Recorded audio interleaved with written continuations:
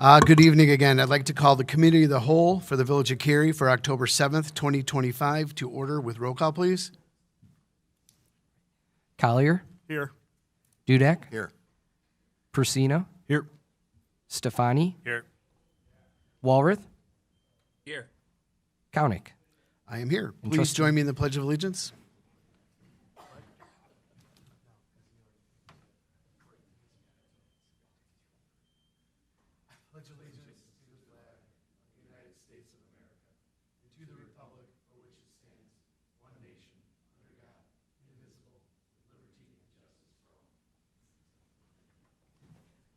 Do we have anybody sign in? Nobody signed in. Okay. Now we can move to the public comments where the public is invited to make any comments regarding anything in the village that's not on the agenda.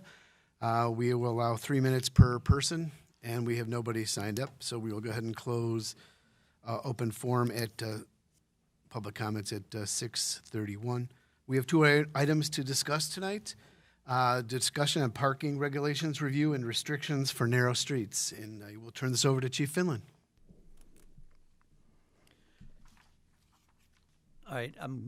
Again, this is something that was previously discussed, and we did address, it was School Street, I believe, that we were talking about previously, and it was the desire of the village board to not do things on a one-off circumstance, but to kind of combine them so we're being more efficient in regards to our actions. So what we've done here is we've addressed some of the narrow streets within the village, generally under 20 feet wide. And then I also, during the course of doing this, ran across some things in our ordinances that probably require a little bit of attention as well. So it's kind of a little bit of cleanup on the ordinance for parking and then for the narrow streets. And there's going to be some illustrations in regards to why we should consider potentially restricting parking on one side of the street.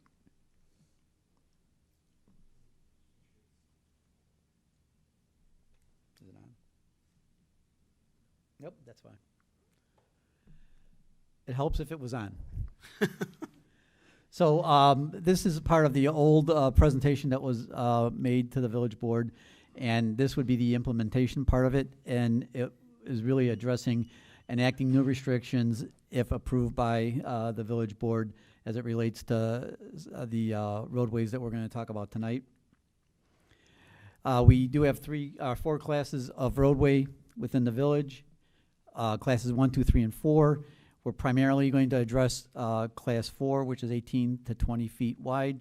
There's one roadway that we'll discuss tonight that is a class 3 road, but has some particular challenges as it relates to the features that are addressed, included in that roadway.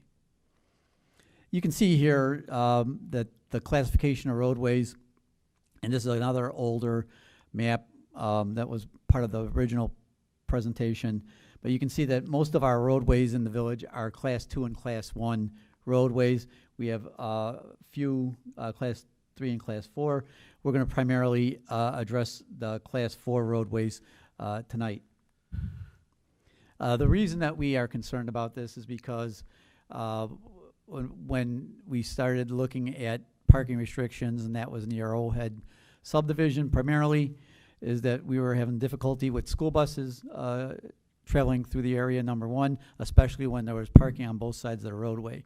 So at that time, I believe that we addressed Sunset, 2nd Street, and then the Arrowhead subdivision as it relates to parking restrictions on one side of the roadway, and it seems to have worked out very well in regards to improving vehicles that are larger, plus fire equipment as well, traveling through those roadways. In addition to this, and one of the issues that I will discuss as well are the issues related to sidewalks adjacent to the roadways that we'll discuss, number one, but number two, streetlights. And this is kind of a busy slide, but it is a list of all of those roadways in the village that do not have sidewalks. And then the upper level, and the way I was it was explained to me as it relates to those areas that don't have street lamps, is that if you took a road, a line from Charlotte Place and then drew it across the lower level of the Brigadoon subdivision, that's the area that didn't have streetlights as well. So if you'll just remember this slide, and the reason that I have the Venn diagram there is because Brigadoon has both. It has some more narrow, it's a class 3 road, number one, but number two, at least in portions of it, but number two, it doesn't have street lamps. So there's some issues as it relates to, other challenges as it regarding parking in those areas. So the first street we were going to talk about is Burton Avenue. It doesn't have any fire hydrants on it. It's 18 feet wide, and there's no curbs. So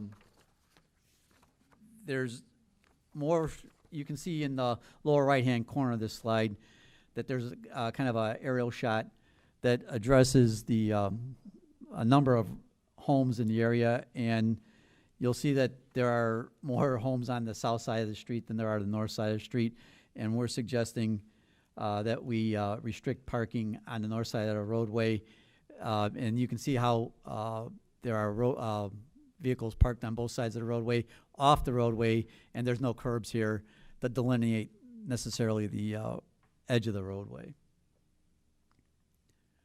The second street we're going to talk about is Davis Lane. It's a class 4 roadway. It's 18 feet wide. And it does have, I believe these are called ribbon curbs. And again, no fire hydrants here, but there's an easement, or there's an adjacency to the utility easement here. So our suggestion here would be to post no parking or restrict parking on the east side or the utility side of that roadway to ensure that cars can traverse this area as well. Short Street is actually a short street. So it's off of Park Avenue, and it cul-de-sacs. It doesn't have sidewalks on one side of the street. It doesn't have curbs. And there is one fire hydrant that you can't see unless I circled it, because it's kind of tucked in behind some trees and some vegetation there. So again, our suggestion would be to always, if we're going to restrict parking and there's fire hydrants on that roadway, our friends from the fire department would appreciate if we restricted parking on the fire hydrant side so that they have ready access to those fire hydrants. So it'd be parking on the west side, restricting parking on the west side of the roadway. There's two slides as it relates to Weaver. And Weaver, on one side of the utility lines, have hydrants on the north side of the street, and they do have ribbon curbs here as well, and sidewalks. But on the south side, I'm sorry, not the south side, but it's the west side, or east side, I'm sorry, of the roadway, on the east side of, west side of the utility, west side of the utility lines, there are sidewalks and ribbon curbs, but no hydrants on this portion of the roadway. So we would suggest that there'd be restriction on the north side of the roadway, which has the fire hydrants located on that portion of this roadway. And then Park Avenue, we addressed in a couple of different segments here, but on the portion that is east of Borden, there are no sidewalks. And you see here, I'm using the images from Google, and they've caught exactly the issue that we have sometimes, is that there's people, things other than vehicles that use our roadways, and that's a skateboarder here as well. But on this portion, the fire hydrants, I don't remember if there are fire hydrants on this side of the roadway. They're on the north side. On the north side of this road, I know on the other portion of Park Avenue, they're on the north side as well. And then, again, this is Park Avenue, but this is west of Borden. And you can see there's kind of carriage sidewalks that are adjacent to the roadway on one side, and then sidewalks that are separated from the roadway on the north side of the street, and that's where the fire hydrants are located as well. Our suggestion here would be to restrict parking on the north side of the street.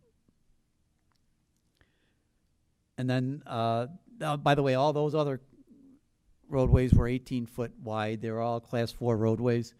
The only deviation from that is High Road, and there's going to be 3 slides as it relates to High Road.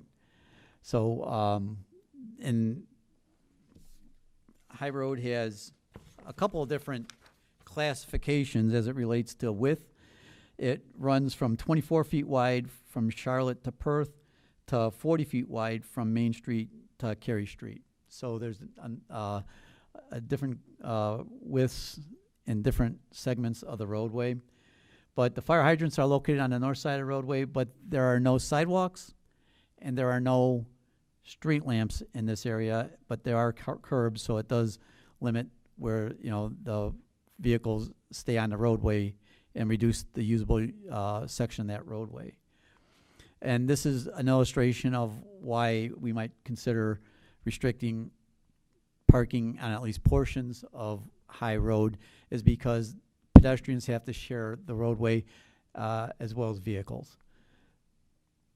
And this is with vehicles parked on the north side of the roadway, and you can see where it does reduce the usable portion of the roadway, especially if there were 2 vehicles parked adjacent to each other, and it would be difficult to navigate 2 vehicles. You'd have to go 1 vehicle at a time, proceed with 1 vehicle at a time through that area. So our suggestion here would be, at least on portions of the roadway, to restrict parking on the north side of that roadway. So when we talked about this previously, there were 2 options that we were considering, and that was restricting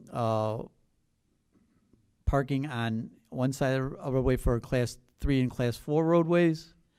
Again, there's benefits because there's fewer restrictions, although I would contend that roadways aren't built for parking cars. They're built for vehicles to travel on.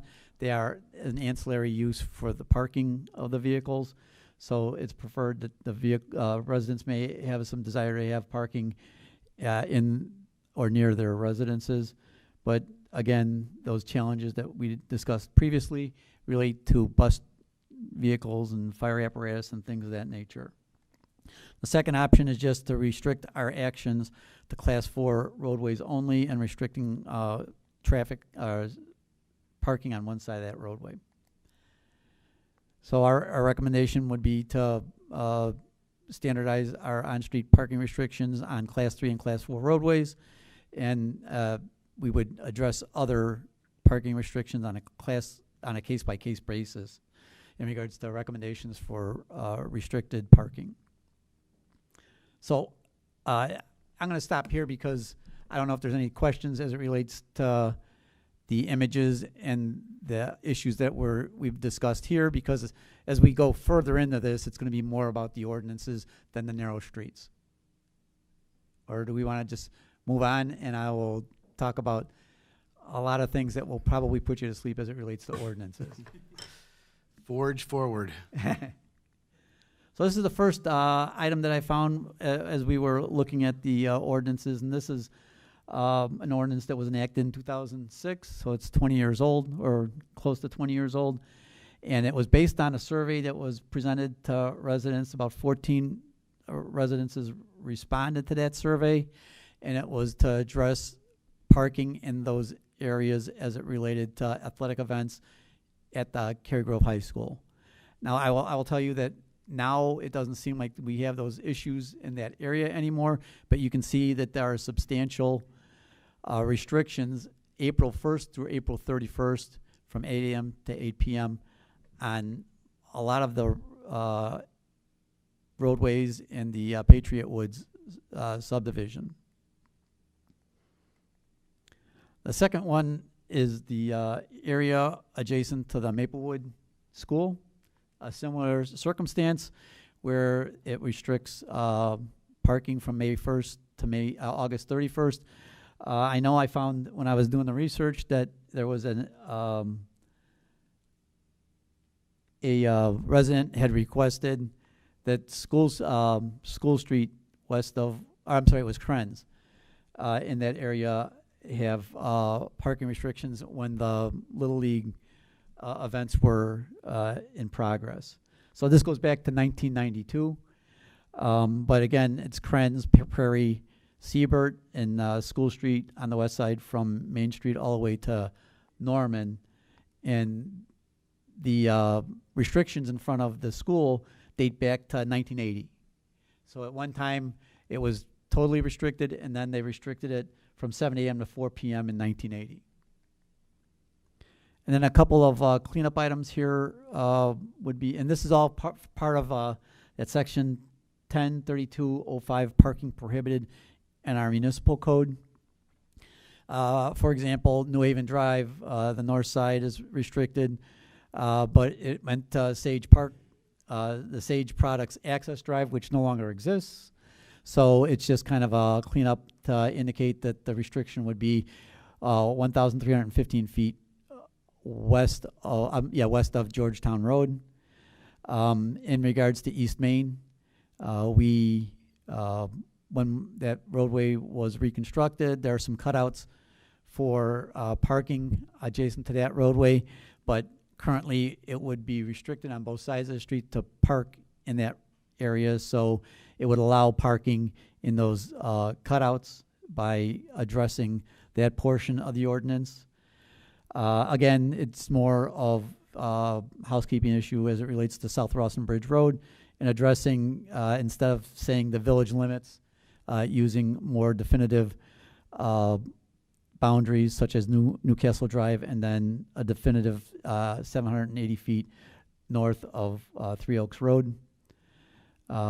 Again, with Cimarron, it would just be Cimarron Drive both sides from Carroll Algonquin Road to Daybreak Ridge instead of 210 feet west of Algonquin Road. And then Feinberg, it would appear that both sides would only have been restricted up to the north side of Feinberg Drive, but it should really go to Three Oaks Road because it's restricted from Route 14 to Three Oaks Road.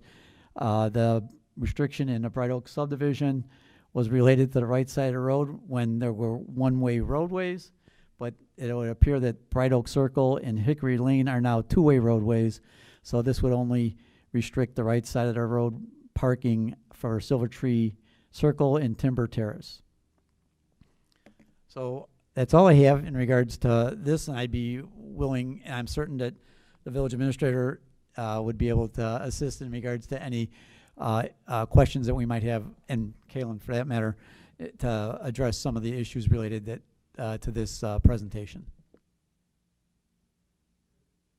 Eric, you got something to add to that? No, the chief covered it very well, and as you mentioned, there's a lot of options here, so we're looking for direction to kind of close this chapter of parking restrictions from the books here. So if the board desires, we can enact as presented, or if there's any changes or tweaks to certain roads that were discussed, we're open to modifying the updated code as needed.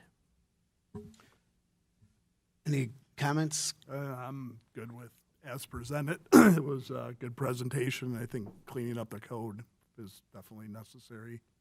Bringing it Yeah. all. It makes it, because it's uniform then. There's Yes. no We need questions. Lots of uniform. How long did that take you? Too long. All right, sorry. I enjoy No. reading. No, I agree. I'm good with your presentation, everything that you had. So good on my end. It makes sense. Yeah. Trustee Brazina? Yes, I agree. Cleaning up the code, the ordinance rather, makes perfect sense.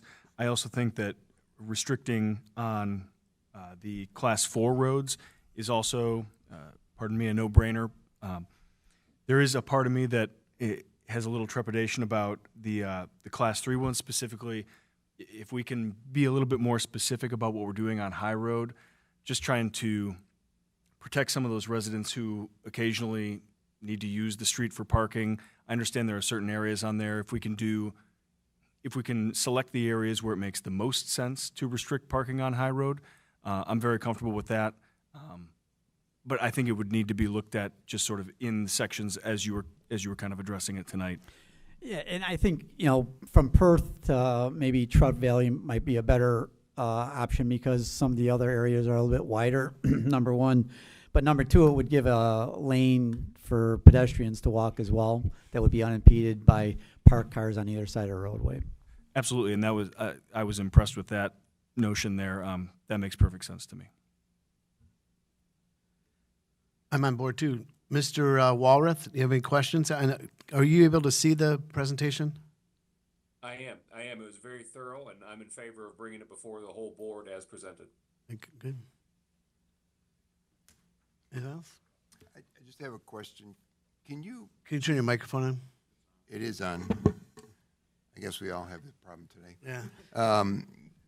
Chief, I thought I saw one slide where there was a car parked on the lawn where they don't have maybe a sidewalk and certainly no parkway type of arrangement. Yeah, maybe on Park Avenue. I mean, there was a road, that vehicle there. No. Keep going. Okay, maybe Burton then. I do think you had it. I think It was a white SUV. Well, that was Park Avenue. Okay. No, Park Ave. there's another one. I think it is Burton. Okay, yeah, I think it's Burton. Those? There. Those, yeah, Stop right there. that's- yeah. So the question, in fact, are on both sides of the street. That's the question. Is that legal parking either pre-changes or post-changes? Oh, I think I'm going to have to bring my community development friend in on this as well, but I Reluctantly.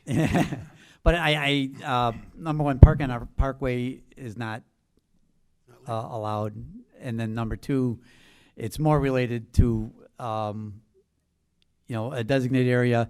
I believe that we have to park vehicles unless it's a existing non-conforming use, that it's generally required to be on asphalt. That's right.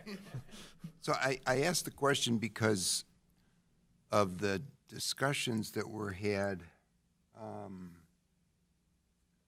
and I'm drawing a blank on the street name, but when we were looking to add sidewalk and take away from people's property, blah, blah, blah, blah, blah, are any of the restrictions in any of these areas that you're talking about going to put us in additional situations like we had in that discussion where some people are going to lose areas to park their cars? I think that that's true. I think that whenever you restrict parking on one side of the roadway, especially in the Arrowhead subdivision, I think that's what we were talking about before. And that it's going to happen. I would also point back to the primary use of a roadway is for vehicles to travel. It's not the ancillary use to park vehicles. At the time that we started looking at restricting parking on the roadways, some other items were occurring as well, and that was we were encountering individuals parking campers and boats on the roadway too, and now they're required to be connected to a power unit to park on the roadway because they were being used as an ancillary storage. But the other part of that equation, and I think Second Street would be a very good illustration of this, is that generally, I think that there's a requirement, at least now, maybe not previously, but now, that it's 2.5 vehicles or is it 2 vehicles? There has to be parking for at least 2 vehicles off street. Now, when we put curbs and sidewalks in on Second Street, there's a home near Weaver that the village put a driveway on the side of the garage to add that because we took away some parking. But there will be, no doubt, some issues related to reduction of parking in those areas, and I think that it's a cost-benefit analysis as it relates to safety versus convenience. Yeah, thank you for that. I have no problem with the recommendations. I bring it up simply because when I saw this picture and I'm thinking about what you're talking about, it just raises the question if we're going to have people coming to the board, which I assume we might, saying, when you did this, you took away place for me to park my car. So as long as we're aware of that, and I think we are. Yeah. We Yeah, just- yeah. To your point, I think we did this, was it on Weaver, or was it, not Weaver, it might have been Pearl or Bell towards Second Street. We kind of had that problem where we did ribbon along the road because we had, everybody was parking on the parkway, and it was just a mud, it was just, looked horrible, and we were trying to clean that all up. You know, we had some neighbors that parked, 4 and 5 cars on these things, and so how is this going to affect that? Well, it'll certainly restrict it, number one, but number two, it might require the homeowner to expand their parking areas as it relates to a driveway. But I believe you're taking me back a little bit here. I think it was Trustee Kraus that had a desire to make sure that we put curbs in those areas that we're talking about that didn't have curbs before, because it more clearly defines the roadway. Right. And while there are some obvious concerns with, or there are potential concerns with the change in the amount of parking, I guess keep in mind that we do have overnight parking restrictions in the winter months. So these residents that are utilizing the road maybe year-round during the warm weather months, they are finding a place to store and park their vehicles off-street during those months. So if there's a concern where they have nowhere to put their cars, I just want to keep that in mind, that they are finding somewhere. Well, Chief, I think you have your marching orders. Thank you very much. Yeah. Thank And you. with that, I would also suggest, if the committee is supportive, that we send some notifications to the property owners along these roads, just so they're aware of the direction we've received from committee. And that way, before we bring this back to the village board, we'll possibly Perfect. receive input from those folks. Perfect. So I would not recommend, if you're good with it, bring it back at the next meeting, but let's do some outreach first. Okay, that works. Then do it for items for separate action then. Correct. Thank you. Okay, next we have a presentation of the 2025 third quarter administrators report. Eric. Thank you, Mayor. I promise not to go through village code or ordinances. I have the privilege of doing the fun stuff. So with that, I'm just going to go through some highlights of the village and all the efforts across all departments that we've had, some successes over the last 3 months. So this covers the period of July, August, and September of this year. This one, not as fun of a moment. You might recall our August 16th windstorm, but out of that, I think the board and the public are all aware we have found some very positive aspects in the partnerships we received from 14 communities outside of Cary that supported our brush hauling efforts. You'll see in that one picture overhead of the wastewater treatment plant, Kalen and his team allocated an area temporarily to store a lot of that brush. That's about 3/4 of an acre of land in there that you can kind of see where the material is kind of piled up. I think at its peak, the area was filled and 10 to 12 feet tall of logs and branches and brush. So that was a substantial effort, and we're happy to report, obviously the cleanup is completed. We generated, with that storm, about 3,000 cubic yards of wood chips that resulted from all that brush. And then from the public side, in our urban forest that the village maintains, 100 parkway trees were either lost completely from the storm or were damaged significantly enough to where they do need to be replaced in the near term. And that doesn't even count the substantial amount of private trees that private homeowners and property owners have also lost through the event.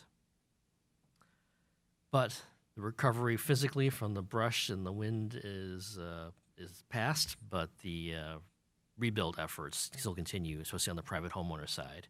And this has spilled over into a very substantial spike in permit activity from Brian's team in community development. You'll see each of these bars represents 1 month of the number of permits issued by the department. So going back to about May of 2022. So our record was in the vicinity of 170 or so. Last month, September, the Community Development Department issued 386 permits. And there's still a substantial backlog that spilled over into October, and more continue to be applied for daily. So at the time that this image was generated, only 2 days of October had passed, and 42 more permits were issued. And I think Director Simmons indicated that's up almost another 100 for the first 7 days of October. So the efforts continue. We appreciate the public's patience. What used to be for very simple permits, an instant permit or over-the-counter permit that might take less than a day or so. But the guarantee that the promise that we would issue is that permits would be issued within 10 business days. Proud to say that our team, with a lot of overtime and help from a third-party consultant, we're still meeting that timeline of about 10 business days or so. But the volume, like we said, does continue to stack up, and we're proud of our team's efforts to keep it going. Moving on to some development work, as was mentioned earlier at public comment, the Seasons at Cary project will be considered and discussed by the Village Board at the next meeting on October 21st here at the Village Boardroom at 6 p.m. And the Village website with the QR code and the link shown does also have the updates that have been shared throughout the process. An update on the District 26 School Bus Transportation Center. That project went through the zoning process this last quarter, and construction is anticipated to begin this fall. The permits have been issued or underway? Under review. But the progress is being made to accomplish that goal of beginning work this fall so that they can have it operational or substantially completed by the next school year. The other big development project on the radar is the Maplewood redevelopment and the Maplewood Access Road, as it's being called. With the Access Road, that project is in the process of wrapping up Phase 1 engineering design. As part of that process, there's a second public input meeting that will be held October 15th here at the Village Boardroom from 5 to 8 p.m. And if the residents are interested, they can see the exhibits that have been presented previously at the project website with the QR code on the screen or the link.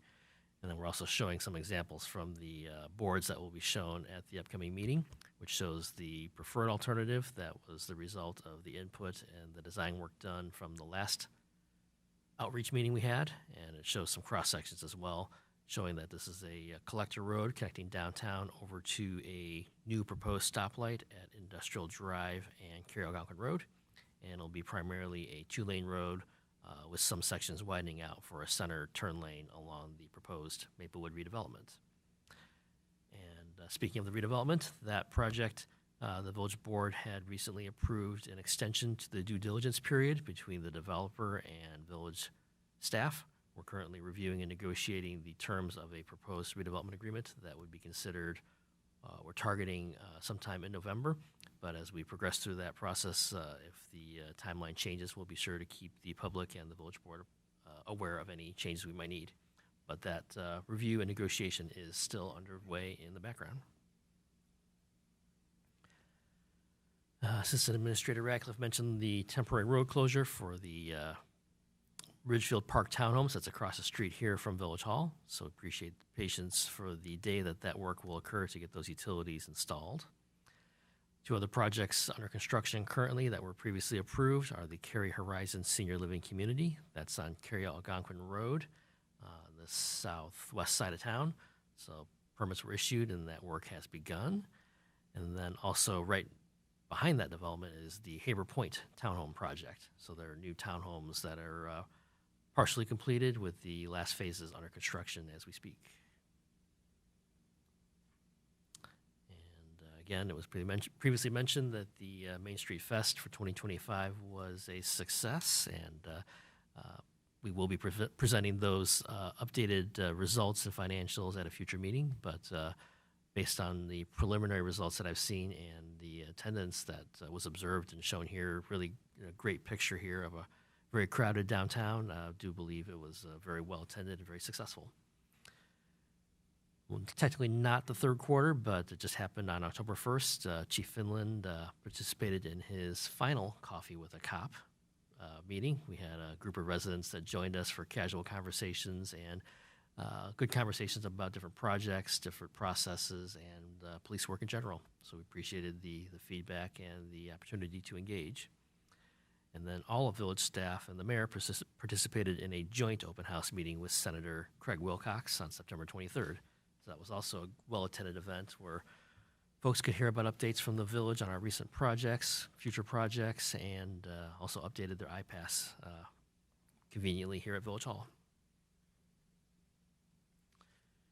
And the National Night Out also was this past August, and also a very big hit. We commend the Citizens Police Academy Alumni Association for putting on and organizing a great event. Plenty of food trucks, activities for families of all ages. The highlights being the Flight for Life helicopter and the fireworks show at the end. Also, overlapping both police and Village Hall, we continue to process and facilitate a pretty heavy workload of FOIA requests. So these are the Freedom of Information Act requests for records that are desired by the public, whether it's residents or outside entities. The top chart kind of shows by month how many FOIA requests we have processed. The left bar in orange is be the current year of 2025, and then as you go to the right, each bar is a previous year going back between 2024 and 2019. So you'll see, while not quite as dramatic as the permit issuance spike we had this past year, we do have a pretty significant increase in volume of FOIA requests for 2025. We're only 3/4 of the way through the year, but we've already eclipsed many total FOIA requests numbers from past years, and that number will continue to require a lot of attention from our records department in particular, but appreciate our staff's efforts to keep those going per the requirements. On the infrastructure side, we've got the Community Plaza downtown at the former depot building site. That project, you'll see the rendering of the final vision of what is being built, and we are anticipating substantial completion later this fall. Some of the final items like landscaping, the installation of some of the long lead time items like the light poles and the metal pavilion structure, those will be installed as they arrive, but we anticipate at least most of the flat work and the most messy part of the work to be done this fall. Also on the public works side, there's an IEPA requirement for the replacement of lead service lines that applies to all public water supplies and communities across the state. The statutes, this is one of those unfunded mandates that villages of all types are forced to deal with. But fortunately, we are in a pretty good position and have made very, very significant progress. We had until the year 2042 to complete the replacement of all known lead service lines. The Public Works Department, through a detailed survey and inventory, identified 55 lines that had to be replaced, and have already, or will have completed 53 of those replacements by the end of this calendar year. There's a few more left. Primarily of those two, they're either opt-outs or some other circumstances with the property that we have to deal with on the property owner side. Once we get those addressed, we can figure out what to do with those last two. But we can confidently say that we're nearly lead-free, and I think after those last two are figured out and documented, we can say we will be lead-free in 2026, well ahead of the deadline. Some more water system updates. The water tower along High Road, that's what we call Water Tower 1, has undergone the rehabilitation both inside and out. The outward facing part of it with the paint job and the application of the new village branding and logo was complete. And the internal repairs and updates and work is wrapping up, and we anticipate having that water tower back online very shortly. Good news, though, is that because of the efforts of the Public Works Department behind the scenes, adjustments to how the water system's operated and other infrastructure, the work and the fact that this tower is offline has gone largely unnoticed by the public. But once it's back online, we'll be back to normal operations, and it'll be much easier for our staff. Other great news on the water system side is that we have the new deep well project over at the Cary Lake at Rotary Park site. That project's been our CIP for a few years, and we had projected to be receiving some lower interest loans and some additional funds just out of our water and sewer enterprise fund to fund that project. We had applied for multiple sources of outside funding, the biggest of which was the receipt of low interest loans. However, through some additional coordination by staff and Kalen and his team, they worked with the EPA and were able to take advantage of some additional funds available in a IEPA loan forgiveness program. which is essentially a grant. The exciting part of this, though, is that not only is it a grant to help defer our costs and help us accomplish the project with less resources of our own, but it takes care of $12 million out of the $12.3 million project. So that's an insanely and incredible amount of outside money towards this project. So we're very proud of the team for making that happen, and the process to start the project is underway right now. A groundbreaking ceremony is anticipated for later this fall, I believe. We'll set a date shortly once we get some details from the contractor, break ground, and have this project completed in a few years. And then lastly, on the bottom left, you'll see the ongoing wayfinding sign project. So that project was bid out and issued earlier this year, and the contractor is finishing up the fabrication of all these all the signage, and will begin installation very shortly. So this will be the first phase of the project, which puts the signage in the downtown area and along roadways locally controlled. A later phase in a different fiscal year will include the signs that are along the Route 14 and county highways. And then I want to congratulate our Public Works Department staff, Mike McManus and Anthony Norwood. They both recently achieved the certifications for Class B public water supply operators. So this is the highest classification of certification, for work as a water system operator that we have in the Village of Cary. So we're very proud of their efforts to study and, again, apply their knowledge and continue to apply it as they keep our water system operating to its best. On the right, you'll see an update to our Public Works of Art initiatives.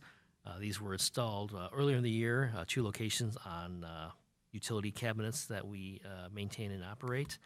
The top image is over at High Road and West Main Street in downtown. And we had 2 artists from Cary Grove High School. Guadalupe, she is the one pictured above at the downtown location. She met with the principal, Rebecca Stafford, and Mayor Kaunick, and kind of chatted with us about her plans for the future and her experience with the being able to participate in this program and add a lasting piece of art to our downtown. And I can let the mayor speak to that if you like.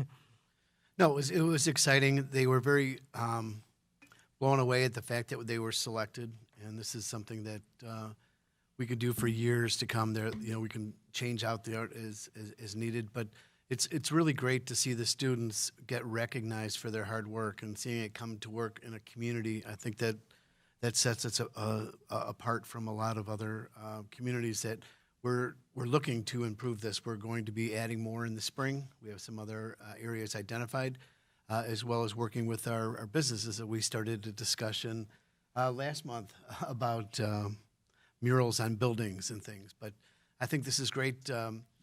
They really hit the nail on the head. The downtown, emphasizing all the different aspects of our downtown. But one of the big things at the high school is you enter with promise and leave with purpose. And on the other side of this cabinet, it says leave with purpose. So it's perfectly, as you go into the school, it says enter with promise, and then you leave with purpose. I think this artist did a tremendous job putting this together.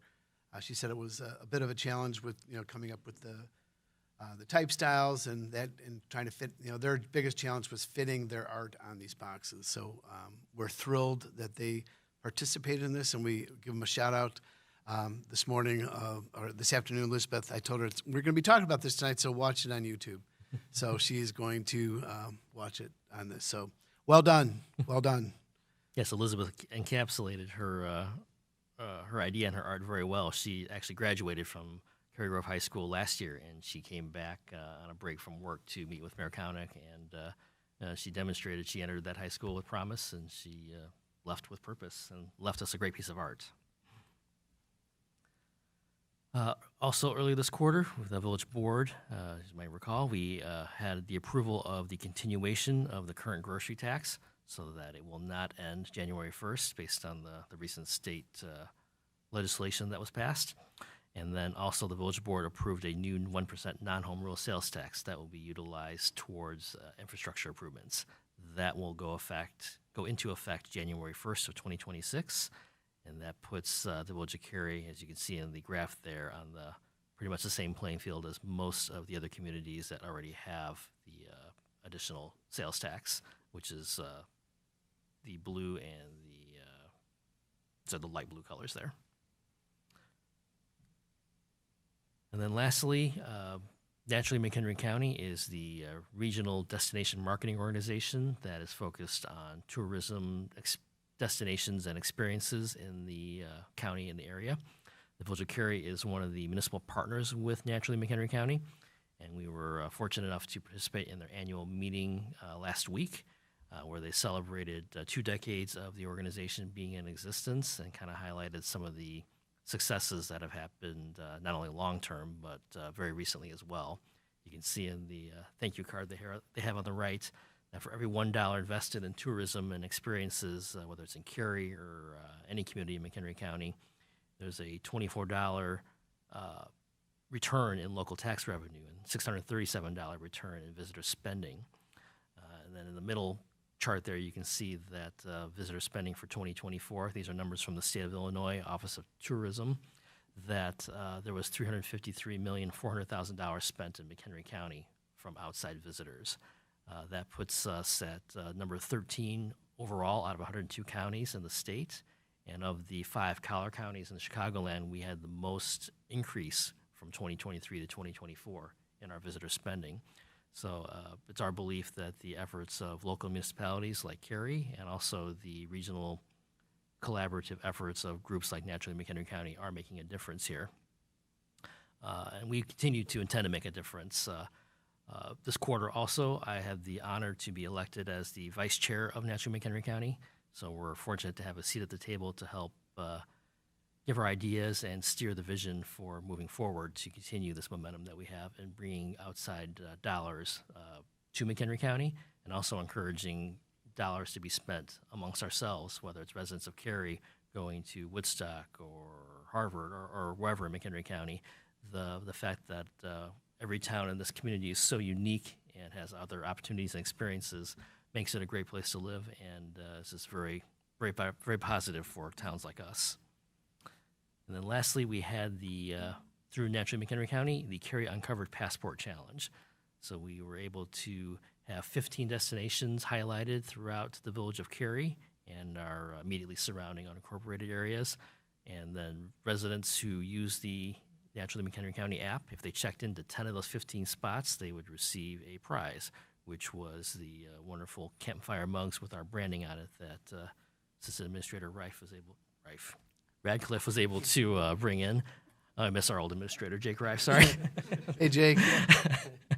And we had 30 people finish that up and 658 total check-ins. Sorry. Which also showed that a lot of people were taking advantage of the program and visiting our destinations. So thank you for a long little update, but we had a lot going on in the community and all across our departments, and we anticipate doing some nice updates like this every quarter, so look for another one probably in January. Great, thank you very much. It shows that we've got a lot of things going on, a lot of really good opportunities to, continue with our robust, meaningful, sustainable growth that we have, and making sure that we're abiding by what our vision is. So thank you very much for putting that together. I just have one quick question. The Naturally McHenry County, I know, right? Can you go back to that slide real fast? Thank you. So out of that total check-ins for that 658, I know we pay for them for us to kind of be sponsored with them currently, correct? We have a partnership that covers not just things like the Passport Challenge, but all of our shared marketing, the influencers that come to town and film in downtown and stuff like that. What I would like to see is down the line, if there was a way to where if they did do giveaways, Naturally McHenry County did giveaways, scan the receipt so that we can actually see the dollars being spent inside the village limits and actually put a dollar amount around, hey, they're checking in, 658 people checked in at an average of $40 a check. So at least we can kind of see what we're paying into, partnering with, if you want to say, but at least get the data associated with it a little bit more. I think that would help out too. Sure, we can look into that. There are certain ways to try and facilitate some of that data collection. Yeah. There are some analytics software out there that will at least show, like through cell phones and Yeah. things like that, where how many people are visiting certain areas. But yeah, we can definitely explore to see if there's any other ways to get more concrete financial returns. One number that's not shown here in their marketing report that they gave us for the last year was that for our $20,000 partnership, we received the equivalent, like if we had initiated the marketing and advertising ourselves, was about $68,000. So we, at least on just the pure advertising side, we've tripled the amount of marketing and advertising for Cary-specific businesses and events than had we paid for it ourselves. But obviously, this partnership encompasses more than just the marketing too. Awesome. Thank you. That's all I had. Sure. Okay. Moving forward, we're going to have an executive session tonight to discuss litigation pending or imminent, 5 Illinois CS 120/2C11. I'll entertain a motion to adjourn to executive session. So move. Second? All in favor? Aye. Any opposed? We'll adjourn from our executive session, so this concludes the public part of the meeting. Thank you.